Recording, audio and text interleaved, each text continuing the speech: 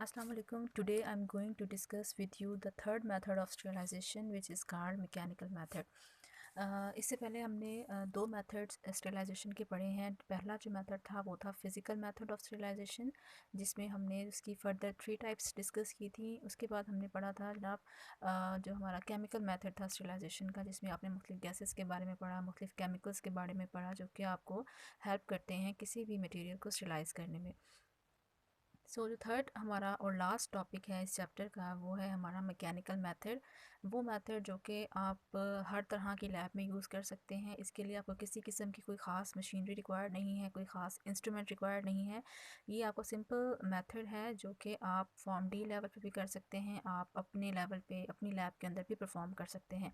इसके लिए आपको सिर्फ 3 चीज़ें रिक्वायर्ड हैं। जो पहली चीज़ है वो आपको चाहिए ये ग्लास की बनी हुई फ़नल, जो कि यहाँ पे आपको इस शेप में दिखाई गई है।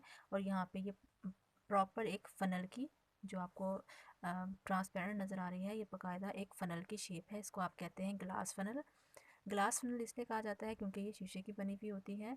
उसके अलावा जो सेकंड चीज़ आपको चाहिए वो आपको चाहिए filter paper. Filter paper normally आपका जो है वो नॉर्मल पेपर की तरह का होता है। ये मैंने आपको शायद क्लास में दिखाया भी है कि इसमें पोर साइज़ जो होता है पेपर के ऊपर वो थोड़ा सा ज़्यादा होता है एज़ कम्पेयर टू आपके ये जो सिंपल पेपर है इसकी निस्बत आपका फ़िल्टर पेपर जो है वो थोड़ा सा पोरस होता है। और उसका कलर यहाँ पे आपको ब्लैकिश में दिखाया गया है, लेकिन इसका कलर जो है वो नॉर्मली स्किन कलर का पेपर आता है। तीसरी चीज़ जो आपको चाहिए वो आपको चाहिए सिंपल बीकर। कोई भी आपके पास बीकर है, कोई भी आपके पास कंटेनर है जिसके अंदर आपने अपना फ़िल्ट्रेट या अपना स्टेलाइज मटेरियल इकट्ठा करना है, उसको आप उसको वो आपको चाहिए, वो आप शीशे का इस्तेमाल कर सकते हैं।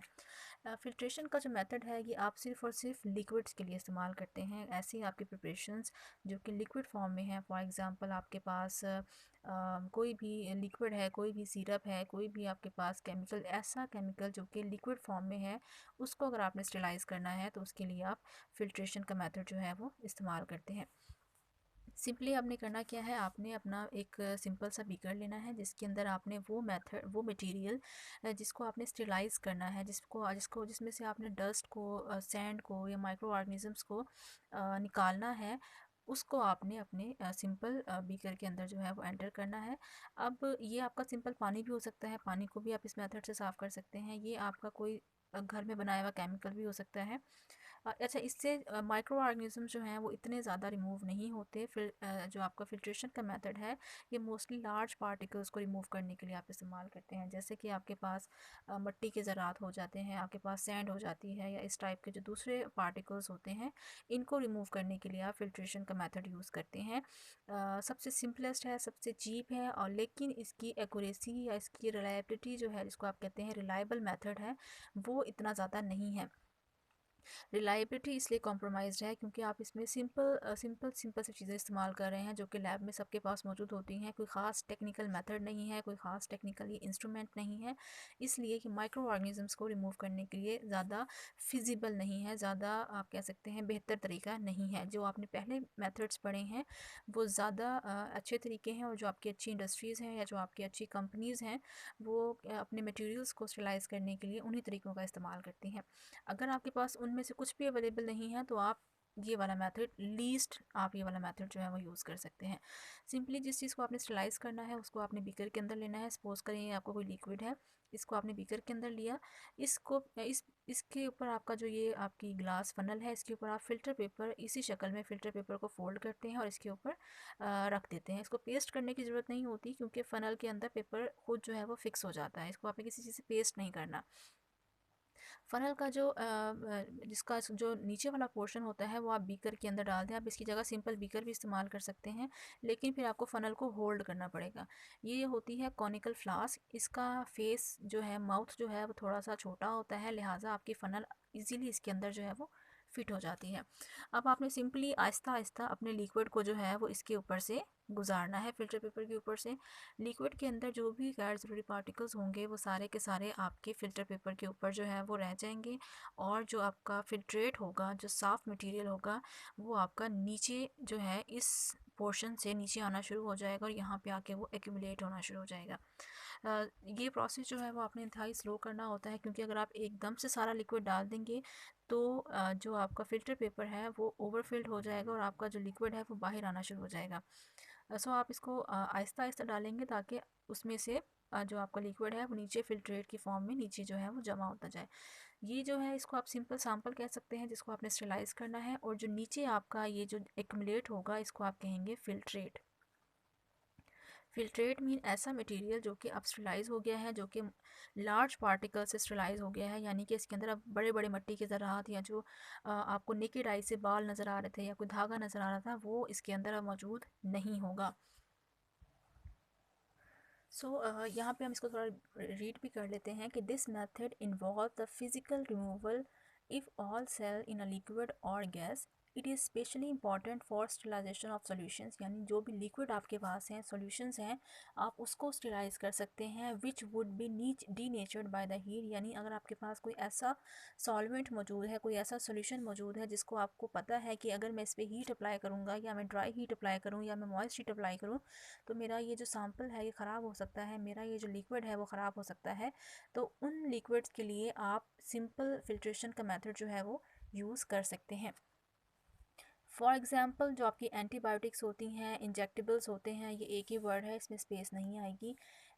इसके अलावा अमाइनो एसिड्स होते हैं, विटामिन होते हैं, इन तमाम चीज़ों को आप सिंपल फिल्ट्रेशन के मेथड के ज़रिए से आप साफ़ कर सकते हैं। Portable units can be used in the field for water purifications and industrial unit can be used to pasteurize beverages. Beverages क्या होते हैं? ये जो आपके liquids आप कोल्ड ड्रिंक्स फॉर्म में या जो भी आप लिक्विड फॉर्म में कोई भी ड्रिंक इस्तेमाल करते हैं, that is called beverages. Essentially solutions or gases are passed through a filter of sufficient pour. अब आप इसके ज़रिए से गैसेस को भी स्टेलाइज करते हैं, लेकिन उसके लिए फिर ख़ास किस्म का मेथड होता है। आप इस तरह से गैस को फ़िल्टर पेपर के ऊपर से नहीं गुजार सकते, वो थोड़ा सा स्पेसिफाइड मेथड होता है, उससे आपका लेना देना इसमें इस स्टेज पे नहीं है। So sufficient pore diameter to remove the smallest non bacterial cell. So अगर आपके पास कोई बैक्टीरिया लार्ज सेल का है, यानी उसका साइज़ थोड़ा सा बड़ा है, तो वो यहाँ पे आपके फ़िल्टर पेपर के ऊपर रह जाएगा, और जो आपका साफ़ सॉल्यूशन होगा जरासीम से पाक, मिट्टी से पाक, डस्ट से पाक, वो आपका नीचे जो है वो जमा हो जाएगा। उसके बाद कुछ टर्म्स हैं कि जनाब प्रिजर्वेटिव्स क्या होते हैं, एंटी माइक्रोबियल एजेंट्स क्या होते हैं, एंटीसेप्टिक्स क्या होते हैं, और डिसइंफेक्टेंट्स क्या होते हैं। इनमें थोड़ा थोड़ा सा डिफरेंस है जो कि आपको पता होना चाहिए कि ये चीज़ें क्या होती हैं। प्रिजर्वेटिव्स क्या होते हैं? प्रिजर्वेटिव्स को दूसरे अल्फाज में आप कह सकते हैं, प्रिजर्व का मतलब होता है महफूज करना।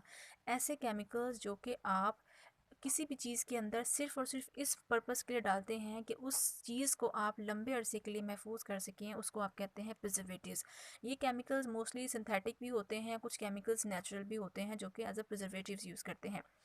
अब कौन सी चीज़ है जिसके अंदर हमने प्रिजर्वेटिव्स यूज़ करने हैं? आप अपनी मेडिसिन से लेकर अपनी रोज़मर्रा ज़िंदगी की कोई भी चीज़ जो कि कैन फॉर्म में इस्तेमाल करते हैं या पैकेट के फॉर्म में इस्तेमाल करते हैं, उन तमाम के अंदर केमिकल्स जो हैं वो ऐड किए हुए होते हैं। ये ऐसे केमिकल्स होते हैं जो कि आपको नुकसान नहीं पहुंचाते, सेहत के लिए हार्मफुल नहीं होते, बल्कि आपका जो भी प्रोडक्ट है उसकी लाइफ को लॉन्ग लास्टिंग बनाने में हेल्प करते हैं।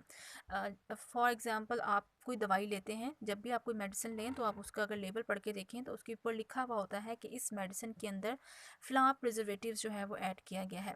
प्रिजर्वेटिव ऐड करने से जो आप ये प्रिजर्वेटिव्स क्या करते हैं, ये आपकी ड्रग को डीनेचर होने से बचाते हैं, या आपकी ड्रग को ख़राब होने से बचाते हैं।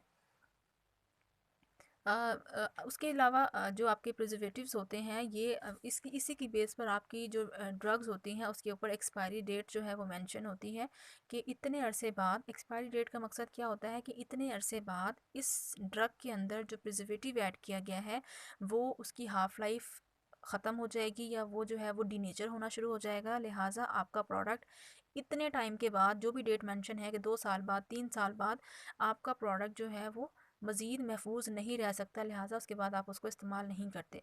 सो बेसिकली वो जो एक्सपायरी डेट होती है वो प्रिजर्वेटिव्स की डेट होती है, जो कि बताती है कि इतने अरसे के बाद, 2 साल बाद, इसके अंदर मौजूद प्रिजर्वेटिव्स इस प्रोडक्ट को मज़ीद महफूज नहीं कर सकता, लिहाजा आप इसको यूज़ करने से अवॉइड करें। इसके अलावा जो आप बाज़ार से अचार लेते हैं, पिकल्स लेते हैं जिसको आप अचार कहते हैं, या आप जैम्स यूज़ करते हैं, आप सॉफ्ट ड्रिंक्स यूज़ करते हैं जो केन की शक्ल में होती हैं, उन तमाम के ऊपर आप